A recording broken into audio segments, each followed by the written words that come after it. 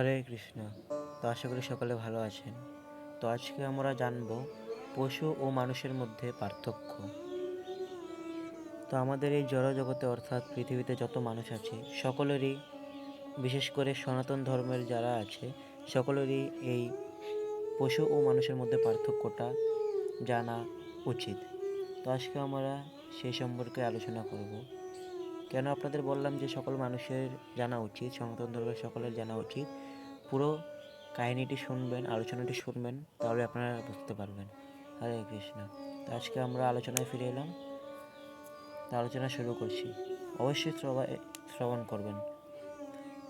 তো কান্যকুজ্জ নগরে অজামিল নামক এক ব্রাহ্মণ বাস করত। সে এক বেশ্যা দাসীকে বিবাহ করে। তার সঙ্গ প্রভাবে সমস্ত ব্রাহ্মণোচিত সদ্গুণ হারিয়েছিল। এই অধঃপতিত ব্রাহ্মণ অজামিল মানুষকে বন্দী করে দ্রুতক্রিয়ার প্রবঞ্চনা করে অথবা সরাসরিভাবে লুণ্ঠন করে অন্যদের কষ্ট দিত। এইভাবে সে তার স্ত্রী পুত্রদের ভরণ পোষণ করার জন্য জীবিকা উপার্জন করত। কর্মফলের নিয়ম।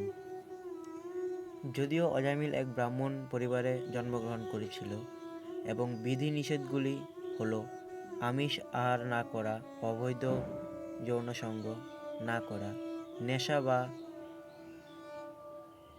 দ্রুতক্রিয়া না করা কঠোরভাবে পালন করেছিল, কিন্তু এই বেশ্যার সঙ্গ করার ফলে তিনি তার সমস্ত সদ্গুণাবলী হারিয়েছিল।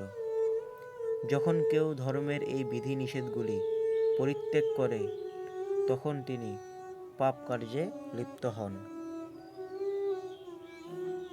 এই বিধি নিষেধগুলি মনুষ্য জীবনকে এক আদর্শ স্তরে প্রতিষ্ঠিত করে, কিন্তু যদি আমরা সেইগুলিকে পরিত্যাগ করি তাহলে মায়াগ্রস্ত জীবনে অধঃপতিত হই।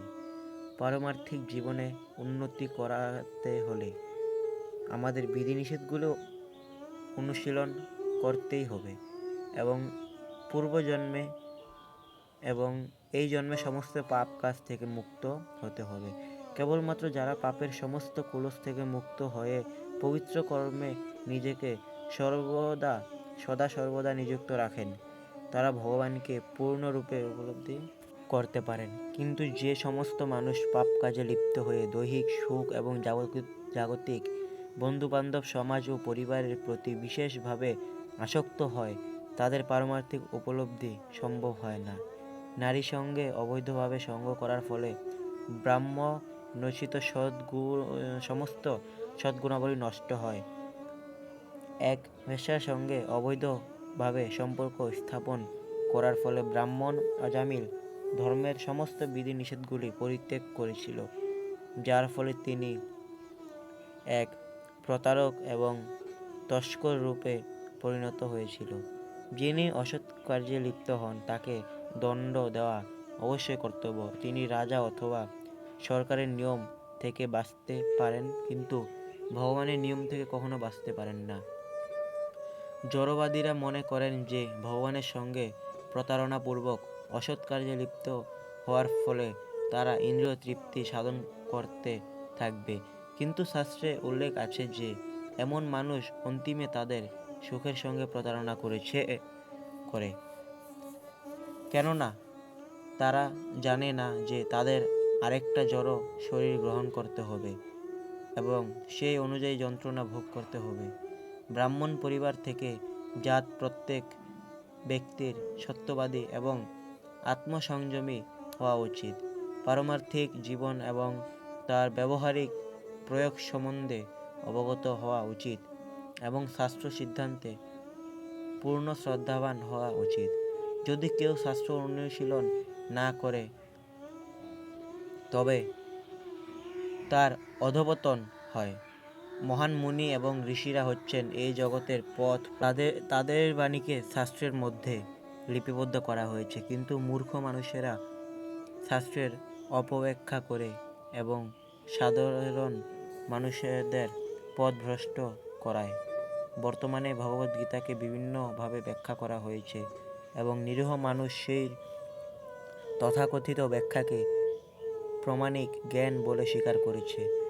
এক ব্যাখ্যাকার ভগবদ্গীতা ব্যাখ্যা করে বলেছিলেন যে যুদ্ধক্ষেত্র কুরুক্ষেত্র হচ্ছে এই জড় শরীর বা পঞ্চপাণ্ডব হচ্ছেন শরীরে 5টি ইন্দ্রিয়, কিন্তু এটি যথার্থ জ্ঞান নয়। এই জ্ঞানকে উপলব্ধি না করে কিভাবে একজন ভগবদ্গীতা ব্যাখ্যা করতে পারে? এই প্রকার প্রচেষ্টা হচ্ছে নিরর্থক। ভগবান সম্বন্ধে তত্ত্বজ্ঞান উপলব্ধি করতে হলে বিনম্র চিত্তে সদ্গুরুর শরণাগত হয়ে তার থেকে ভগবদ্গীতা শ্রবণ করা উচিত। পূর্বতন আচার্যদের গুরুদের শরণাগত হওয়া আমাদের একমাত্র কর্তব্য।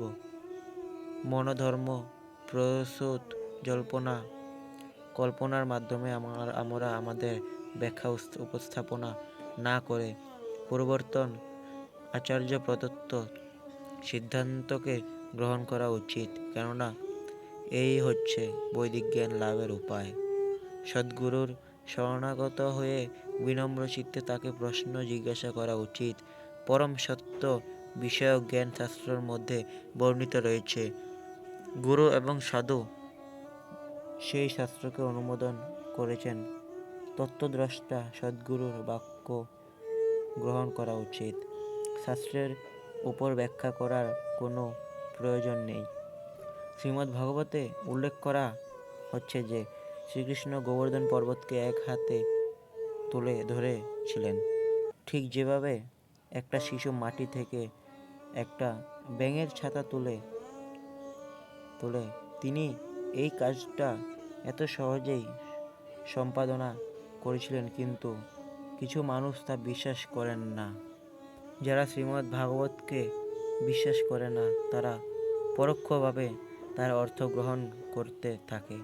অর্থ যখন স্পষ্ট থাকে ভুল বোঝার কোনো অবকাশ নেই, কিন্তু তা সত্ত্বেও মূর্খ মানুষেরা তাদের নিজ সিদ্ধান্ত তৈরি করে। ভাষা যখন স্পষ্ট থাকে ব্যাখ্যা করার তখন কিন্তু আবশ্যকতা আছে। ব্যাখ্যা করার মাধ্যমে তথাকথিত পণ্ডিত ধর্মবাদীরা বৈদিক সাহিত্যের বিশেষ ক্ষতি সাধন করছেন। প্রকৃতপক্ষে কোনো আচার্য নিজেদের ইচ্ছা অনুযায়ী শাস্ত্রের ব্যাখ্যা করে না, কিন্তু তথাকথিত আধুনিক পণ্ডিতেরা এবং নেতারা তা করে।